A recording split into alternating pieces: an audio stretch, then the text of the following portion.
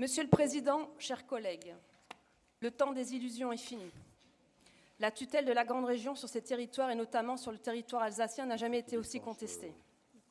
Le gouvernement a publié il y a quelques jours un décret portant regroupement des départements du Bas-Rhin et du Haut-Rhin, qui annonce la création de la nouvelle collectivité d'Alsace à compter du 1er janvier 2021. Cette collectivité ne s'appellera pas collectivité européenne d'Alsace, comme le souhaitaient de nombreux élus Eurogaga de LREM ou LR, mais département d'Alsace. Dans le même temps, l'IFOP révélait les chiffres d'une enquête tout aussi récente qui indique que les Alsaciens seraient 85% à soutenir la sortie de l'Alsace de la région Grand Est par référendum et 66% à souhaiter que l'Alsace redevienne une région à part entière. Même la Gazette des communes souligne que c'est une entaille au pacte républicain opéré sans avoir consulté la population locale. Qu'on ne s'y trompe pas. Ces événements sont autant d'indicateurs soulignant à quel point la crise politique qui a accompagné la naissance du Grand Est se poursuit en s'aggravant. Ni Philippe Richert, qui a démissionné en 2017, ni la nouvelle présidence n'ont réussi à apaiser les tensions à l'intérieur de cette nouvelle collectivité.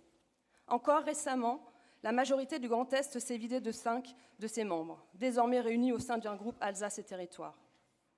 La fin de la mandature ne sera pas un long fleuve tranquille. Le groupe Rassemblement national rappelle son opposition à la loi NOTRe, à l'origine de la grande majorité des crises de gestion locale que nous connaissons dans notre pays. D'ici à son abrogation, une gestion différenciée des territoires semble plus que jamais requise.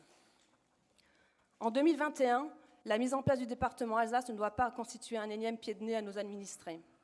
En notre qualité de première opposition dans l'hémicycle régional, nous dénoncerons toute tentative du Grand Est pour garder ce territoire sous la tutelle du nouvel ambassadeur, Jean Rottner.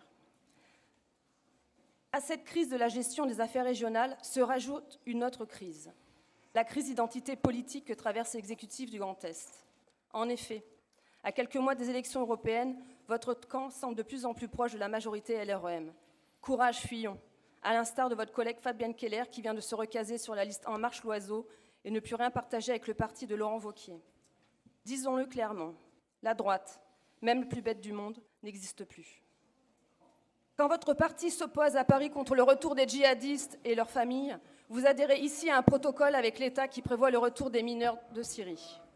Quand votre parti inscrit dans ses 75 propositions aux européennes le rétablissement des contrôles aux frontières intérieures, on se souvient, nous, des cris effrayés que vous avez poussés ici à chaque fois qu'un élu de notre groupe rappelait le danger d'avoir des frontières poreuses et la nécessité de réviser Schengen. Vous ne représentez aucune troisième voie.